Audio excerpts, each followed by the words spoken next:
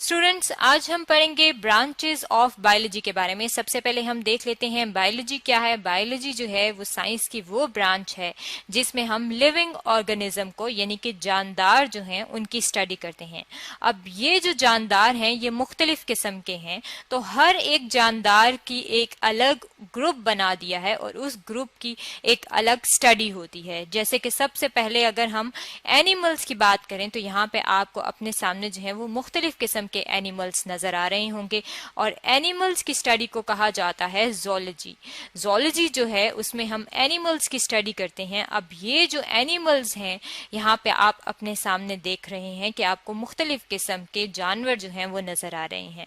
इसी तरह जो प्लांट्स हैं यानी कि जो पौधे हैं वो भी इस यूनिवर्स में मौजूद हैं, इस कायनात में मौजूद हैं। तो उन पौधों की जब स्टडी की जाती है तो उसे हम कहते हैं कि ये बॉटनी है, यानी कि वो ब्रांच जिसमें आप पौधों की स्टडी करते हैं उसे कहा जाता है बॉटनी।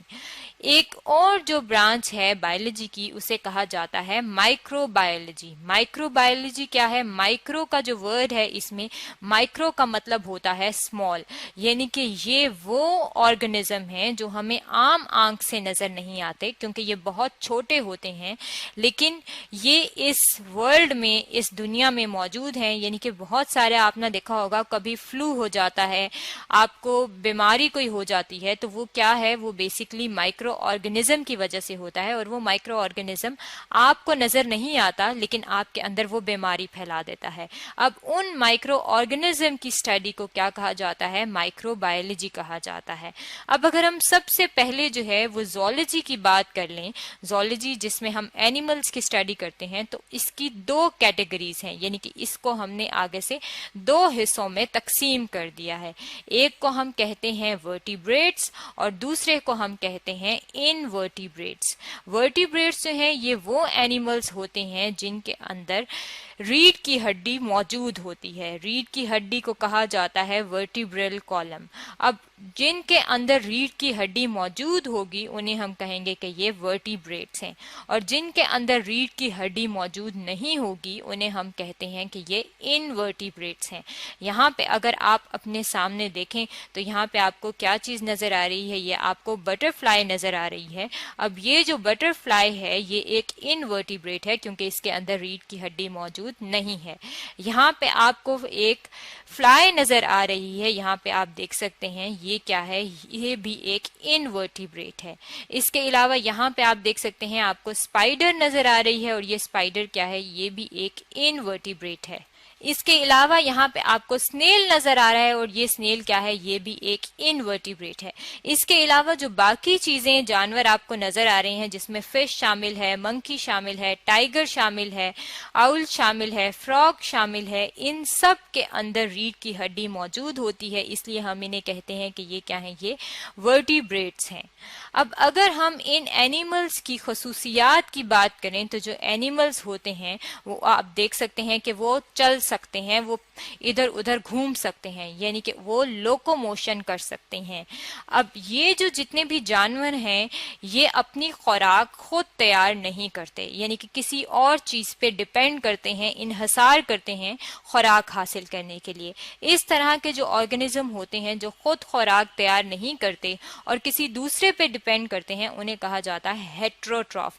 यानी कि अगर आप एनिमल की ही बात करें तो बकरी जो है वो घास खाती है।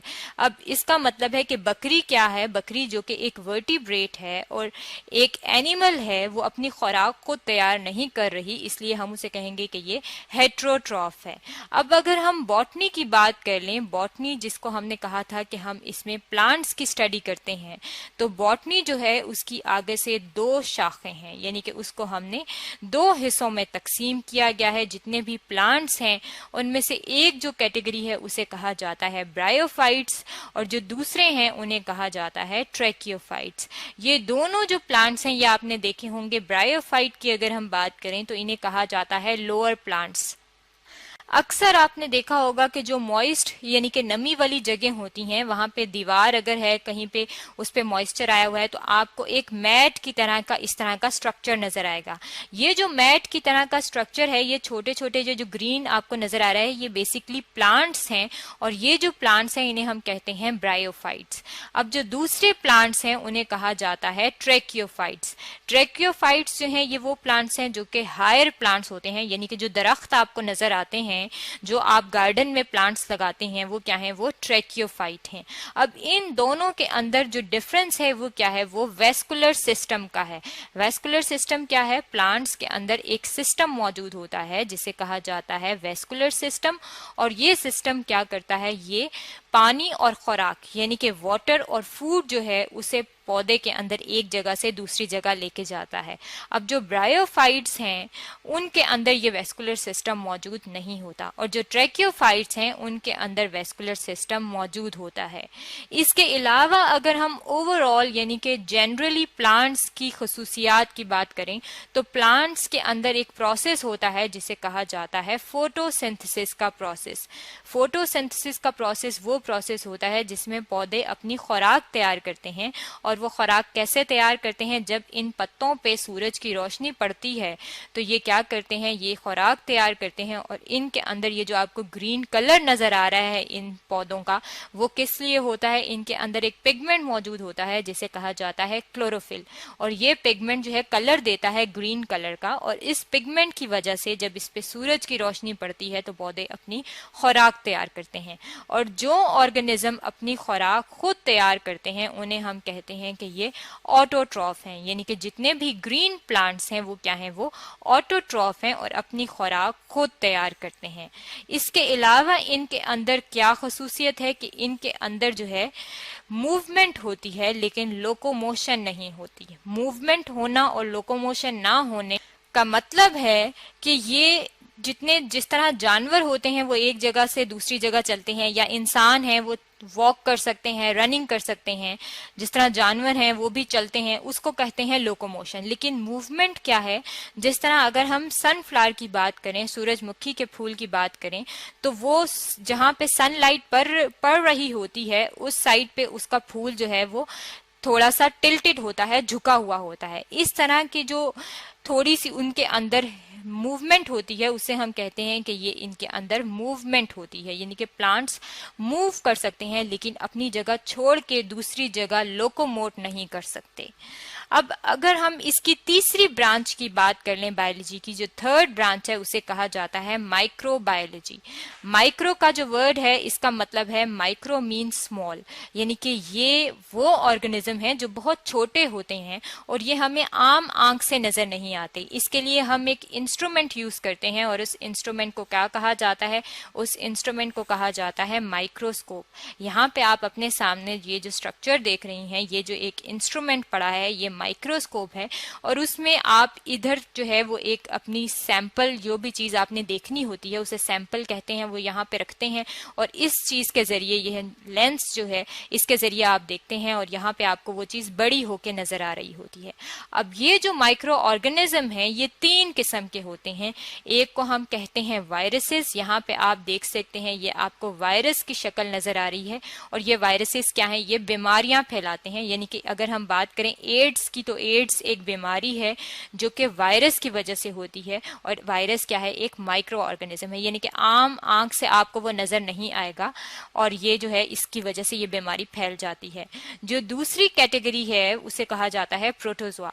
प्रोटोजोआ जो है ये यहाँ पे जो आप देख रहे हैं ये यूग्लिना है और यूग्लिना जो है ये आपको कहाँ नजर आता है, अगर आप कहीं आपने गदला पानी, यानी कि कहीं पे ऐसा पानी हो जिसके नीचे वो ग्रीन ग्रीन सा चीजें डेवलप हुई हों तो उसके अंदर आपको प्रोटोजोआ नजर आते हैं। यानी कि ये आपको दूर से तो ग्रीन ग्रीन नजर आते हैं लेकिन इस तरह का जो स्ट्रक्चर है वो आपको सिर्फ इस माइक्रोस्कोप के नीचे ही नजर आता है। इसका मतलब है कि ये जो प्रोटोजोआ है, ये जो यूग्लिना है, ये भी एक माइक्रो ऑर्गेनिज्म है। ये जो प्रोटोजोआ है इनके बारे में डिटेल में जो है वो हम अपना नेक्स्ट चैप्टर जो है उसमें स्टडी करेंगे। जो तीसरी कैटेगरी है माइक्रो ऑर्गेनिज्म की वो है बैक्टीरिया।